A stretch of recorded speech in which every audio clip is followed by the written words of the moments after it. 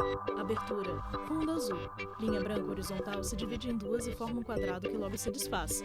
Círculo se divide horizontalmente em outros coloridos e se desfazem. No centro, repórter Justiça. Em estádio de futebol, torcida canta e bate palma.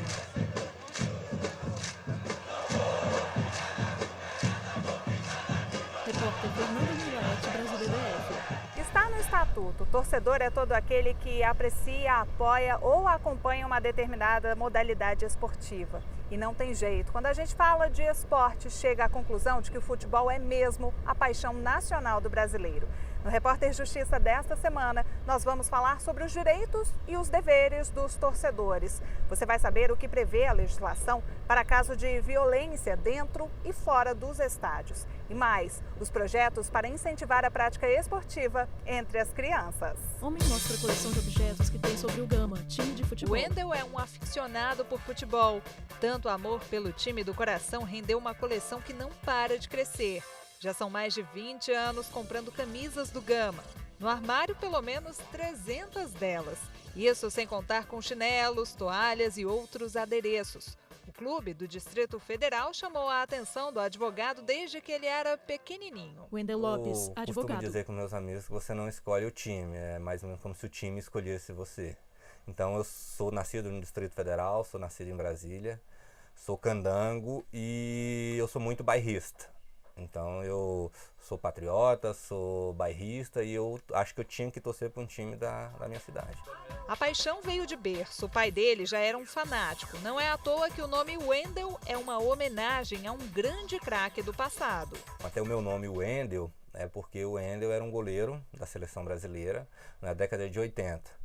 Então seria o equivalente a você ver hoje um jovem chamado Tafarel. O ano era 1998. Lá foi o Wendel para a primeira partida de futebol da vida dele. Em campo, Gama e Londrina no Mané Garrincha. O torcedor pé quente assistiu de perto a uma partida emocionante. Viu o Alviverde golear o time paranaense por 3-0. Foi para a rua comemorar o título inédito de campeão brasileiro. De lá para cá não perdeu um jogo, quer dizer, quase nenhum. Eu perdi um jogo que foi num dia de uma prova de concurso que eu fiz. Então esse foi era uma viagem muito interessante, todos os meus amigos, vamos. Eu falei, não, esse concurso eu estou estudando, eu vou fazer. E foi até um concurso que eu acabei sendo aprovado. Então assim, mas geralmente não perco nenhum jogo. Eu organizo a minha vida de forma que é uma vez por semana, né? Não é assim aquele compromisso diário. Então dá para você trabalhar, dá para você ficar com a família, dá para você se divertir, mas uma vez por semana é uma coisa que eu gosto de fazer. E o que justifica uma pessoa gostar tanto de um esporte? O esporte se transformou em várias igrejas, facções, se quisermos dizer também, facções rivais. Lúcio de Brito Castelo Branco, que sociólogo. pertencem a determinadas igrejas, são os clubes, tá certo? As torcidas. Então, o esporte, na medida em que se profissionaliza, isso já começa no amadorismo, não é? Passa a ter ídolos, passa a ter rituais, passa a ter reverências, não é? Sistemáticas, quase canônicas, e aí então a coisa toma rumos imponderáveis. Imponderáveis e às vezes muito perigosos. No Brasil, não é raro vermos em transmissões de partidas brigas entre torcedores. Confusões que começam dentro e vão parar fora dos grandes estádios. Com arma de balas de borracha, policial atira em grupo de torcedores. Alexandro é presidente da Associação Nacional de Torcidas Organizadas. Diretamente de São Paulo, gravou um vídeo explicando o surgimento de uma massa de torcedores. Alexandro Gomes, presidente da Associação Nacional das Torcidas Organizadas. Para incentivar seus respectivos clubes e promover as festas e o entretenimento na arquibancada. Então, ela de fato é um grande instrumento e a extensão do futebol para fora de um campo. A torcida ela é mal vista pelos elementos que ela compõe. Ela compõe todos os estratos sociais da nossa sociedade. E como a nossa sociedade, infelizmente, ela sofre desse mal chamado preconceito, então tudo que há de bom e de ruim constituído na sociedade é existente dentro de uma torcida organizada. Criada em 2003, a Lei 10.671, mais conhecida como Estatuto do Torcedor, surgiu para assegurar direitos, mas também estabelecer deveres a essas pessoas. A segurança e a proteção desse público são responsabilidade do Estado. Este advogado especialista em direito desportivo ressalta que outros itens também são tratados na legislação. Daniel O torcedor Falcão, tem vários advogado. direitos, né? O Estatuto do Torcedor nasceu para isso. Essa parte da punição é a parte menor. Ele tem direito a ter um estádio adequado, com higiene adequada, com segurança adequada, que os jogos sejam limpos, que não haja prejuízo em questão de venda de jogos, de venda de prognósticos esportivos. Então, há diversos direitos garantidos no Estatuto do Torcedor. Uma parte delas, isso tem se melhorado no Brasil, né? Principalmente com a Copa 2014, houve uma melhora substantiva nos estádios brasileiros em geral. Por outro lado, é a obrigação dos torcedores promover a paz nos estádios. O problema é que há uma linha muito tênue entre a paixão pelo esporte e a violência. O Wendel mesmo já foi líder e até presidente de torcida organizada do Gama. Hoje é assessor jurídico do time. Em vários momentos viu os ânimos se exaltarem e dias de diversão terminarem não tão bem assim. Mas justifica que a violência não acontece só no futebol. As pessoas têm ideia de que torcidas organizadas são violentas, mas não é bem isso. Se você fizer uma festa na igreja, talvez ele vai ter uma briga, porque vai ter bebida, vai ter ânimo inflamado. Então, assim, a sociedade como um todo, ela é violenta. E aí, quando você envolve algumas paixões, então, show de música, você tem brigas, jogos, você tem brigas. Então, assim, a violência ela não é restrita ao futebol, mas claro que quando você está num jogo de futebol, você tem metade do estádio torcendo para um time e metade do estádio torcendo para outro time. Não é o que acontece num show de rock. Você não tem metade do público torcendo para uma banda e torcendo para o outro. Então essa rivalidade às vezes ultrapassa. E aí você tem episódios de violência. Em 2019, a Lei 13.912 veio para alterar o Estatuto do Torcedor e tornar mais rígida a pena para quem praticar violência. A torcida organizada que promover tumulto ou invadir local restrito, por exemplo, será impedida, assim como os associados e membros, a comparecer a eventos esportivos pelo prazo de até 5 anos.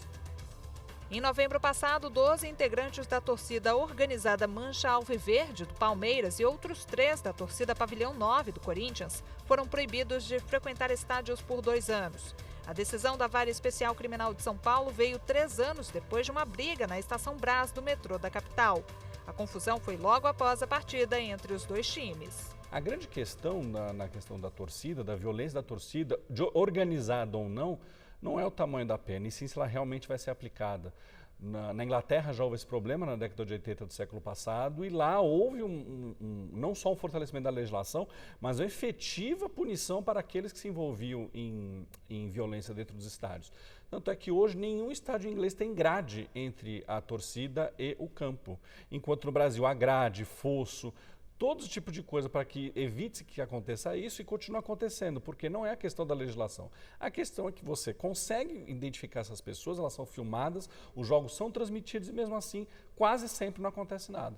O Brasil tem violência dentro do estádio, no arredor do estádio e fora do estádio, simplesmente porque falta ao Ministério Público e à polícia, principalmente, uma maior importância para esse tipo de questão. Há 4 anos, o Luciano foi com os filhos assistir a uma partida entre Palmeiras e Flamengo. Não conseguiu escapar de uma briga que acabou envolvendo até a polícia militar. É muito complicado, Luciano a torcida de Paula, briga por músico. nada, é complicado. Então acho que o torcedor que tem que mudar. Foi uma cena que eu não quero que se repita mais em lugar nenhum, porque não é bom, né? Não é bom mesmo. Uma proposta em tramitação na Câmara dos Deputados prevê a criação de um disque denúncia contra torcedores agressores. Pode ajudar na identificação, no sentido de, olha, aquela pessoa que está filmada e vocês ainda não sabem quem é fulano de tal, procure ele no bairro tal. Pode ajudar nesse ponto, mas hoje, com tantas câmeras, né, nós já temos estádios no Brasil que fazem identificação biométrica para saber quem são as pessoas que entram no estádio. Será que é esse tipo de disque denúncia que vai ajudar bastante? Eu acho que pode ajudar, mas muito menos do que as pessoas possam imaginar. Na luta pela paz entre torcidas, fica um recado. Consciência na hora de torcer. Torcer é Alexandre alegria, Gomes, presidente torcer da é Associação Nacional entretenimento, das Torcidas torcer Organizadas. é lazer. Não perca a sua liberdade por conta de 5 minutos de aventura. Com o celular, Wendel se filma na frente da torcida do Gama, ficando inteiro na arquibancada. Wendel também canta e vibra com o punho erguido e fechado. O repórter Justiça vai para um rápido intervalo e volta em instantes. No próximo bloco, a repórter Fernanda Tavares vai falar sobre os direitos do torcedor quando o que está em jogo é a compra de ingressos. Não saia daí. Vinheta de transição. No centro, repórter Justiça. Vinheta de transição. No centro, repórter Justiça. Dedo aponta pro escudo do Flamengo. Flamenguista roxo e de carteirinha. O Pablo é sócio torcedor do time e acompanha os jogadores sempre que pode. Uma paixão antiga. Minha família torce Pablo pro Fluminense. Malheiros, advogado. Meu bisavô, meu avô, meu pai. E eu fui a primeira quebra de paradigma, me tornando Flamengo, porque eu morava no Rio de Janeiro e ia ao Maracanã. Minha mãe pagava ao porteiro do prédio para que eu fosse ao Maracanã aos domingos ou sábado. E aí eu virei Flamengo e meus irmãos viraram Flamengo, meu primo virou Flamengo, também o pai dele é fluminense.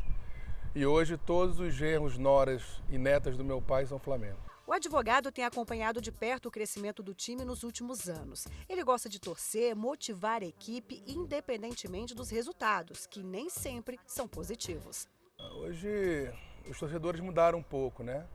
Com a elitização do futebol, você tem torcedores que muitas vezes estão preocupados com outras coisas que não apoiar o time. Então, existe uma diferença hoje do torcedor que vai ao estádio, em regra, obviamente, sempre tem exceções, para o torcedor de antigamente, que nós chamávamos de Geraldinos e Arquibaldos, né? Então, hoje você tem uma torcida um pouco diferente do que era antigamente, mas com essa retomada do Flamengo agora em 2019, aquele sentimento tem se modificado, inclusive nos estádios você vê uma outra atmosfera em relação a torcer para o Flamengo. Recentemente, Pablo viu o Flamengo levantar a taça de campeão da Libertadores da América no jogo contra o argentino River Plate em Lima, no Peru. Ele ficou de olho em todos os detalhes da compra para que nada desse errado no dia do jogo. Pesquisou e fechou com antecedência passagem aérea, ingresso, hospedagem. Ainda assim, soube de casos que não deram tão certo assim. Você tem passagem que você pode comprar mais barato, mas não pode, mas se trocar tem multa. Outros você tem uma flexibilidade maior, então tem que tomar cuidado com esse tipo de situação. O que aconteceu agora na Libertadores é que muitos voos foram cancelados. Pablo também foi ao Mundial nos Emirados Árabes, um esforço que valeu a pena. Não tem nada igual e realmente é amor. O Júnior, que é um dos nossos maiores ídolos, sempre fala que a camisa do Flamengo é um manto sagrado e é a segunda pele dele. E é assim que nós vemos tudo que se relaciona ao Flamengo. Este cruzeirense já não teve a mesma sorte. Ver o time numa final de campeonato foi quase um drama. É que Rony comprou o ingresso de uma partida da Copa do Brasil na mão de um cambista. Ele reconhece o vacilo. Chegando lá, estava um grupo de 14 pessoas, eu consegui 13 ingressos. Rony Marques, empresário. Para esse grupo e resolvi comprar mais um lá fora de um cambista, para um outro amigo. E dei o meu ingresso para ele, fiquei com esse ingresso. Só que na hora de passar na roleta, não passou, né? Ele deu ou que o ingresso já tinha sido passado ou que o ingresso não era válido. Aí tive que retornar, conseguir outro ingresso, pagar mais um dinheiro. Ingresso até caro na época, R$250. O empresário entrou no estádio faltando muito pouco para começar a partida. Como fala no jargão do futebol, aos 45 do segundo tempo. Do susto, ficou a lição. Ingresso só nos pontos de venda oficiais. Eu sou sócio torcedor, né? Sou sócio torcedor do meu time. Então, a partir do momento que se criaram esse ambiente de sócios torcedores, que hoje quase todos os times do Brasil aderem, a gente compra o ingresso direto pelo aplicativo ou pelo site do sócio torcedor. Então, hoje diminuíram muito essas questões de fraude, do pessoal tá vendendo ingresso falso, até porque diminuíram muito o número de cambistas por causa disso, porque hoje em dia 99% das pessoas que vão no estádio são sócios torcedores, né? No mundo do futebol, há regras claras a serem cumpridas, principalmente fora de campo. Isso inclui a venda de ingressos. Primeiro, a obrigação Helena do Lariuti, fornecedor advogada. a fazer publicidade né, do site oficial, disponibilizar, né, trabalhar de formas que evitem essas possíveis fraudes quando a gente está falando de um site virtual. Então tem que ter uma ampla publicidade. Olha, o ingresso está sendo vendido pelo site X. É obrigação do fornecedor. Helena lembra que a compra fora dos pontos oficiais é ilegal e tira qualquer direito por parte do torcedor. Aquele torcedor que adquire o ingresso da mão do cambista, ele está correndo risco. Se der certo, tranquilo, ele correu o risco, ele assumiu e deu certo. Mas se der errado, ele não tem direito nenhum de reclamar, porque ele participou, entre aspas, de um crime, porque esse ato de cambiar ingressos, ele é considerado crime. Nem mesmo a construção de grandes arenas como esta daqui para a Copa de 2014 conseguiu garantir o conforto dos torcedores. Durante as transmissões, é possível ver muita gente assistindo ao jogo assim, nos corredores. O artigo 22 do Estatuto do Torcedor garante o lugar marcado na compra do ingresso, só que a gente sabe que nem sempre é assim. Por isso, o espectador que não consegue ver o jogo ou que assiste a partida em más condições, ele pode pedir uma reparação com uma ação na justiça. O torcedor que ficou no prejuízo deve buscar provas que mostrem o que aconteceu. E fica a dica, em muitos casos a troca de ingressos pode ser realizada. Quando há o cancelamento ou adiamento, é sim dado ao consumidor, ao torcedor, né, / consumidor, a oportunidade ou de receber o dinheiro de volta ou de, se foi adiado, ele trocar o ingresso pelo próximo. Como aconteceu, por exemplo, no final da Libertadores de 2019, né, no jogo do Flamengo, que ele foi transferido de lugar. Né, era numa cidade e foi para outra cidade, no Peru, Lima, no Peru. Então, quando a gente observa essa situação, o que foi que a organização do evento fez? Ela disponibilizou aos torcedores que eles ou retirassem os valores, requeressem a restituição dos valores, ou que eles trocassem, né, o ingresso, porque não seria troca automática, era necessária a manifestação desse torcedor para trocar o ingresso. E como eles já tinham adquirido, eles tinham prioridade nessa troca. Meninos jogam futebol. A seguir no Repórter Justiça, como é feito o trabalho com crianças para estimular a prática de esportes. Nossa equipe foi a uma escolinha de futebol para mostrar como essa paixão pode ser desenvolvida desde cedo. Não saia daí que a gente volta já. Vinheta de transição. No centro, Repórter Justiça. Vinheta de transição. No centro, Repórter Justiça. Herança de família, tradição que é transmitida para várias gerações apaixonadas pelo Atlético Mineiro. O coração de todo mundo aqui bate numa mesma sintonia. Vai pra cima deles, Galo! Torcer para o Atlético, eu acho que é o que me move, né? Então, a gente se encontra para diminuir a distância entre Minas e Brasília, e por uma paixão que é o futebol. Daniele também transborda amor pelo Galo, mas olha que nem sempre foi assim.